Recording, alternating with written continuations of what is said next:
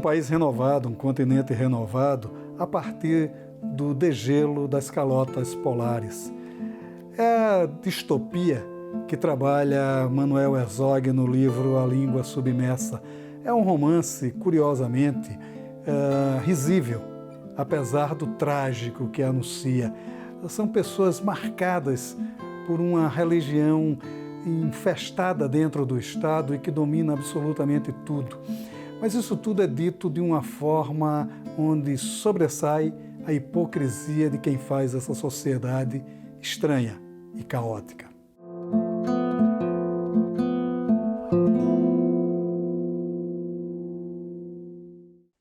Manuel, vamos falar A Língua Submersa, que é o seu mais novo romance, e é uma distopia, né? Agora, curiosamente, é uma distopia meio alegórica. A gente sempre vê a distopia como aquele universo muito sombrio, muito opressivo, né? E você trabalha, claro, com todos os males da distopia, mas com certo humor. Como é que foi trabalhar esses dois pontos de uma distopia? Negócio de distopia, eu gosto muito dessas palavras da moda, né? Mas eu quero me atualizar, fazer um negócio mais ainda. Eu não chamaria de distopia, eu chamaria de uma utopia decolonial atravessada pelo sarcasmo. Vamos fazer assim. O sarcasmo é justamente o humor sobre aquilo que não é agradável, né? É o riso pelo horror, né? As projeções que o livro traz aí para o leitor, elas são terríveis, né? Tenta fazer isso na maneira engraçada, mas o fato concreto é que são projeções extremamente factíveis, de acordo com os sinais que a civilização humana tem tomado. E eu acho muito difícil a gente sair muito da previsão, da triste previsão que o livro faz. Aí eu procurei fazer uma coisa no âmbito do sarcasmo para tornar suportável a travessia desse horror, né? Acho que foi isso. O livro, claro, ele tem ali, na verdade, três protagonistas, né? Que tem a Dulce, né? O marido dela e o amante, né? Mas é interessante como ele se constrói a partir da formação familiar a que se chega a essas personagens, né? Quer dizer, a partir dos antepassados que vai se construindo até uma coisa interessante, porque as histórias elas são recorrentes até, né? Os fatos dentro do romance eles são recorrentes. Me pareceu uma construção de permanente alerta sobre como é que foi, digamos assim, gestada a serpente. Houve essa intenção? Como é que foi esse trabalho dessa construção narrativa mesmo? Ou foi deliberadamente isso, né? O personagem principal é o mundo distópico, né? E aí entra nessa situação toda uma história, um contexto familiar que vai explorando diversas camadas geracionais, né? Começa a explorar desde ancestrais desses protagonistas principais que estão no centro do núcleo, né? Que é o marido, a mulher e o amante. Mas aí eu passo também para as projeções futuras, né? A história do filho que já entrou no mundo pós-cataclísmico e principalmente a questão do neto, né? Que é a única criança nesse mundo, esse mundo fantasmagórico aí desse futuro e que nasce com uma sina de ser escritor, de ter a missão de ser o futuro registrador dessa experiência mal sucedida da humanidade. Então é um livro geracional, é uma saga, na verdade, né? Tem bastante núcleos, mas todos os núcleos vão se interpenetrando de alguma maneira. É isso. E é uma sociedade também dividida em castas, né? Porque basicamente são três castas, né? A casta mandante, que está aqui envolvido com a eclésia, né? Você tem ali a classe média, né?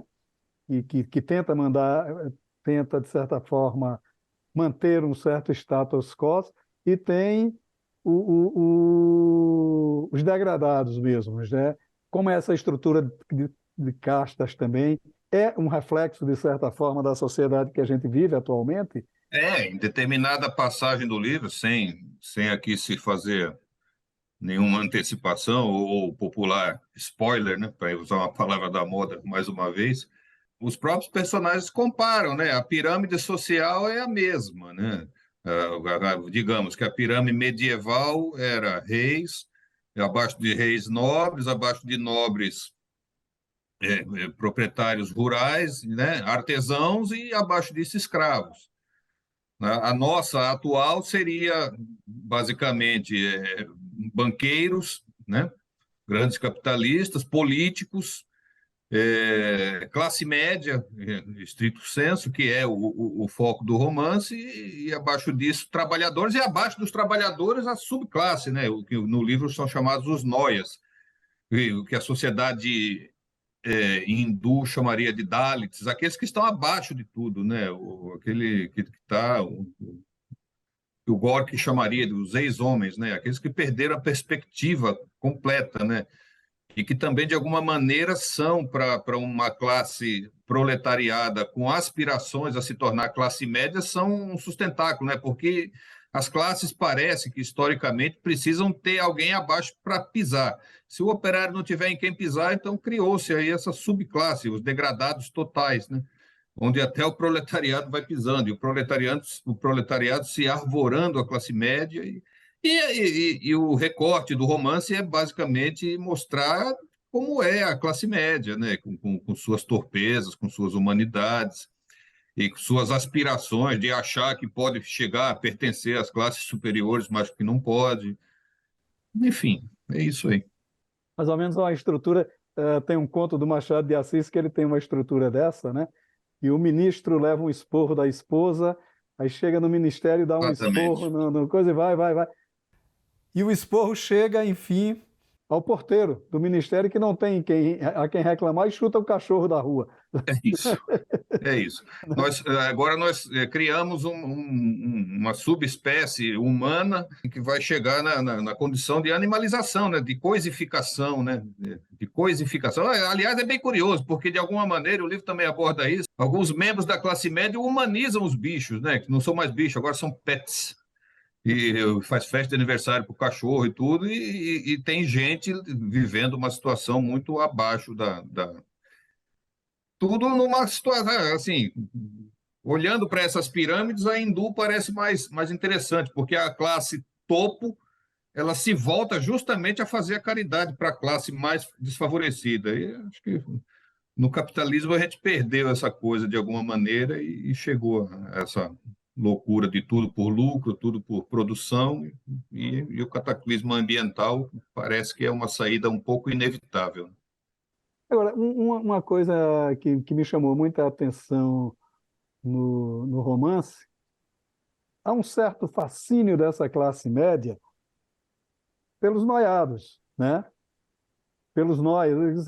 Os protagonistas têm a paixão pela Fernanda, mas o galego vem dessa ascensão da classe média que ele se recusa e prefere essa vida. E é interessante que, pelo menos no seu romance, não é só o fator do vício, é a condição humana que o leva a isso, né? Quer dizer, esse preconceito, esse certo estrutura social que se envolve a classe média, ela acaba expulsando os seus próprios membros a partir do momento que esses membros não condizem com aquilo que ela deseja, né? E leva eles à condição de párias, né? É uma realidade muito cruel, né? É a realidade que está posta. Gostaria eu de ter uma habilidade de ficcionista de ter inventado isso. Eu só transmiti, porque é isso, né? Há, de fato, um fascínio a todos os que, de alguma maneira, se iludem com essas benesses, né? Os personagens são iludidos em ter um automóvel SUV branco, ou de ter um telefone de tal, bem as aspirações terrenas da nossa classe média, que são legítimas, aliás, são muito legítimas, todo mundo tem que ter dignidade de vida, mas de alguma maneira, a dignidade, essa dignidade que é colocada nesse materialismo, que parece que há, inclusive, religiões levam isso, né? Essas teologias de prosperidade, essa glamorização do ter, e que prescinde de bens espirituais, de dotes culturais, essas coisas. Isso, inevitavelmente, leva o homem a um fascínio inconsciente pelos nóias. O nóia, ele, na verdade, ele é muito parecido ao artista. O artista, como é mais sensível e que está mais atingido, digamos, por essa brutalidade dessa sociedade materialista, ele é o primeiro a se entregar aos vícios, a se entregar às perspectivas de fuga de realidade, né? Eu acho que daí vem essa fascinação, não pela degradação, mas pela fuga da realidade. E os noias, o que eles fazem são isso, eles fugiram da realidade, um personagem um dos personagens dos noias principais é isso. Ele renuncia a tudo com a dignidade de um rei ou de um mendigo, o que é muito parecido, né? É um homem que se desapegou dessas conquistas mais medíocres, né? Que fazem o sonho de um contingente imenso de pessoas, e são levadas a isso por toda uma estrutura social que fomenta essas ilusões, né? Essa questão ambiental, que é uma questão muito presente no livro, aliás, em toda a sua obra, né? Pelo menos o que eu conheço de sua obra, tem essa questão está muito presente, e a primeira cidade a ser, assim, pelo menos a mais difundida no livro A Língua Submersa, né? Aliás, a gente vai falar um pouco sobre essa questão da língua, né? Por que essa língua submersa? É a cidade de Cubatão, que nos anos 70, 80, ali, final dos anos 70, início dos anos 80, era tido como a cidade mais poluída do mundo, ou pelo menos que tinha uma coisa, e que você conviveu muito lá, porque você morou em Cubatão durante um período, né? Essa convivência, de certa forma, ela influencia na sua literatura. A sua literatura, ela vem de ter vivido esse ambiente degradado que foi Cubatão, pelo menos nos anos 70, 80, por aí. Eu parto mesmo daquela máxima do Tolstói, né?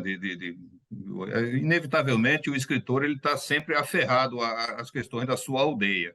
Eu não só vivi em Cubatão, como até hoje eu trabalho lá, né? E, assim, eu sou da Baixada Santista, moro em Santos, que é praticamente uma macro-região, mas as minhas ligações afetivas, de infância e tudo, elas são todas com a cidade de Cubatão. E, obviamente, o,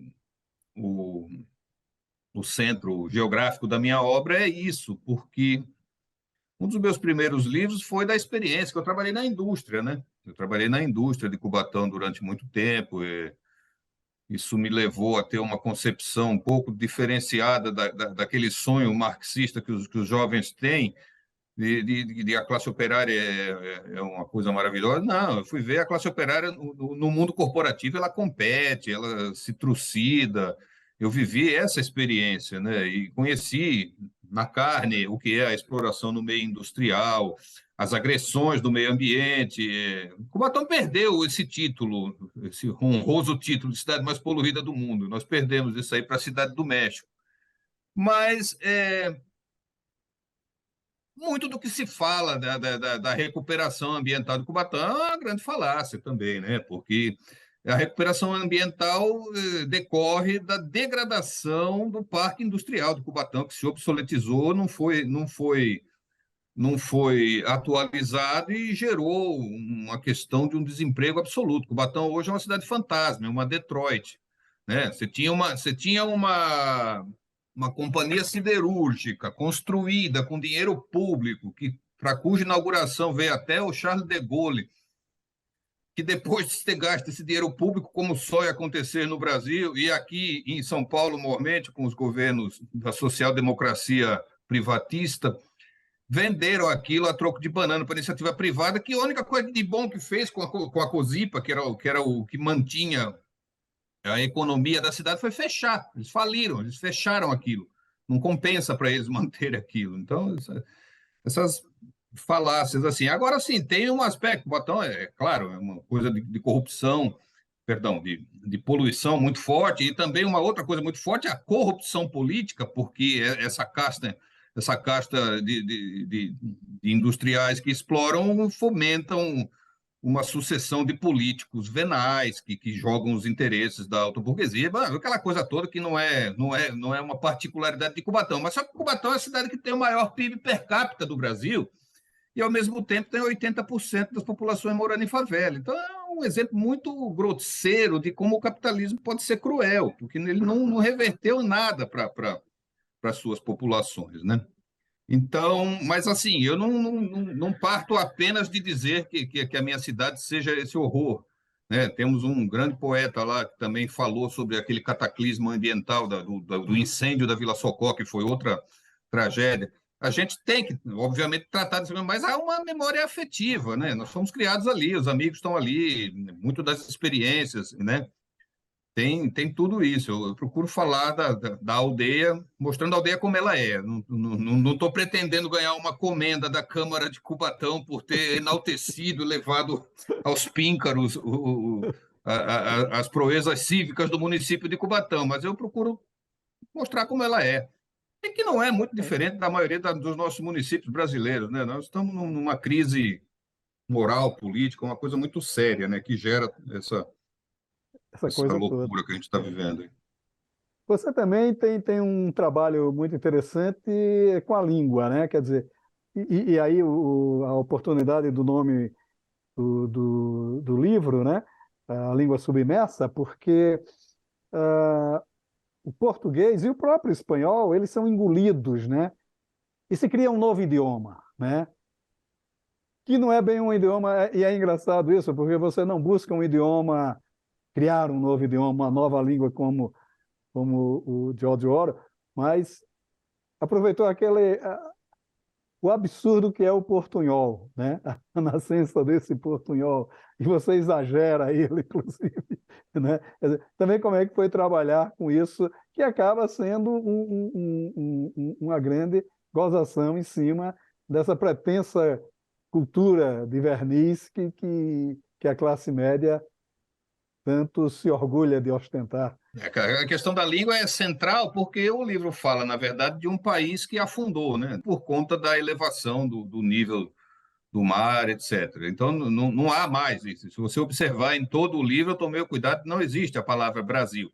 Aliás, é proibido se falar do antigo país, porque ele é uma derrota, uma experiência que foi ruim para aquela sociedade que está rebrotando ali e que rebrota como uma coisa que nasce do coração da América Central, como uma coisa livre, livre do jugo do imperialismo norte-americano, agora subordinada à China, continua subordinada porque é da essência deles e falando essa língua nova, que, aliás, não é uma coisa muito infactível, não. Assim, o português que nós falamos no Brasil já não é o português de Portugal, né? A gente já tem intercorrências das línguas originárias e nas fronteiras a gente já está com a coisa da integração de Mercosul, eu acho que tende-se a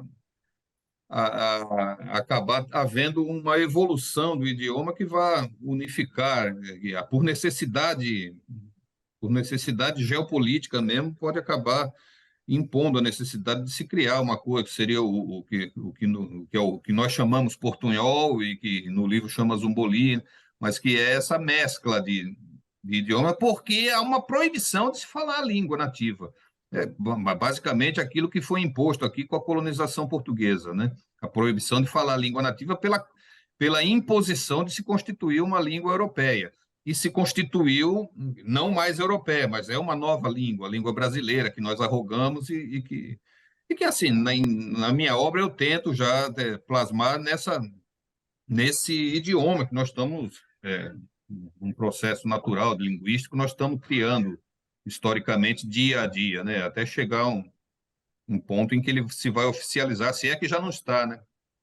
Tem até um livro que foi lançado agora de um amigo, Caetano Galindo, que chama-se Latim em Pó, e que é um livro espetacular, não é um livro de ficção, é um livro que conta muito bem essa coisa da evolução das línguas e como chegamos ao português que estamos falando. Eu até falei com o Galindo, porque falei, curiosamente, nós dois escrevemos, usamos inclusive a mesma epígrafe para o livro, né, que são os versos do Caetano Veloso, né, latim em pó, que pode essa língua. É isso, é a língua enquanto constituição de nação, né, que é o primeiro e que é a primeira coisa que se tenta matar para se apagar uma experiência colonizatória, né, para se apagar a existência do colonizado é a imposição de uma nova língua. Curiosamente, é uma coisa que me chamou muito a atenção já do seu livro anterior, seu, não sei se o mais recentemente anterior, mas enfim, o Boa Noite Amazona, a Língua Submersa agora, são livros que falam de tragédias, são livros, de certa forma, dentro desse ambiente de distopia, de coisa pesada, carregada. Agora, não são livros trágicos, assim, do ponto de vista narrativo, né? Ele tem sempre uma certa dose de humor, o que me parece dizer que o humor é a sua forma mais cara de fazer denúncia. É por aí a sua literatura? Eu tenho uma relutância muito grande ao pieguismo, né? A ser piegas, choramingar, essas coisas, não sei. Talvez por uma natureza excessivamente sensível, então essa capa do humor. E aí tem aquele vocábulo latino lá, cuja autoria eu não sei, mas ridendo castiga timores, né? É rindo que a gente castiga os costumes. Então, tem um efeito muito mais abrangente, me parece, você através da sátira, e isso não é invenção minha, absolutamente, né? É histórico, através da sátira você discutir grandes temas, que são temas muito indigestos, na verdade, né? Os temas da humanidade profunda são muito difíceis, né? Eu procuro. Há uma grande preocupação minha é tornar agradável ao leitor a fruição do que se escreve. Eu já escrevo, né? Eu não tenho muita vocação para temas engrandecedores, né? Como ficar rico, como arrumar um casamento que te leve não sei o quê, como fazer seus filhos serem ricos igual seu avô foi. Então, esse tipo de coisa, né? Deixa, só é gordo quem quer. Esse tipo de literatura que está tão em voga nas livrarias dos nossos aeroportos, eu não tenho aptidão, admiro demais quem tem, gostaria de ter, estaria inclusive talvez numa situação econômica bem mais favorável, mas não tenho. O que me tocou foi falar de desgraça. Se eu for falar de uma maneira melancólica, eu vou ser o novo Goethe, vou desencadear uma onda de suicídios aí, não vai ser bom, né? Tem que falar rindo mesmo. Maravilha. Agora, Manuel, e novos projetos? Você já está trabalhando em algum novo livro? Já está. Como é que está essa. O escritor, na verdade, nunca para, né? Não, o escritor nunca para. Rapaz, mas eu tenho trabalhado com muita alegria num projeto de uma trilogia que inclusive eu já lancei o primeiro volume dela, eu não aguento, eu fico meio ansioso. O meu editor na Companhia das Letras, ele fala, rapaz, espera, e é verdade, ele tem razão, mas eu produzo bastante, né? E eu tenho trabalhado, então, nessa trilogia, que faz dentro de um contexto que, além de humorístico, mais humorístico até do que esse da língua submersa, ele tem um contexto meio pornográfico, assim, uma coisa assim, meio puxada assim, para aquele estilo que eu adorava do João Ubaldo Ribeiro, e que é um livro chamado Memorial de Fessênia, e que trabalha com as aventuras de um escritor italiano, mas ele fala de uma Itália que não existe. Aquela Itália que ele está falando é o Brasil, e ele fala as analogias que saltam do livro acabam sendo engraçadas. Ele fala de Nápoles, que é a cidade dele, mas não é Santos, uma cidade portuária, etc. Ele fala de Roma, mas na verdade está falando de São Paulo, fala das personagens políticas, da ditadura que teve na Itália, que não teve, mas e fala do fascismo, que foi uma praga recente na Itália, junto com a epidemia de Covid, que vitimou a Itália, mas que também são fatos que são mais afeitos ao Brasil. Eu tenho trabalhado com essa analogia. Eu publiquei o primeiro volume, concluí já o segundo e estou em progresso no terceiro volume. No momento, assim, falando em romance mesmo, o meu projeto literário tem sido esse livro aí. Eu não sei ainda que contorno vai tomar, mas já está mais ou menos delineado, né? Que a ideia era uma trilogia, tá bem passado do meio já, digamos. Como é que se chama a trilogia? Memorial de Fessênia. Ah, É, maravilha. aquela história de Fessenino, da cidade de Fessene, né? Que era a cidade da luxúria, A né? luxúria. Na Roma antiga. É. Maravilha, Manuel. Muito obrigado pela sua participação aqui no Leituras. Eu Foi que uma conversa agradeço, muito sempre um agradável. prazer. Muito obrigado. Obrigado, Grande, Maurício. Grande grande abraço. abraço.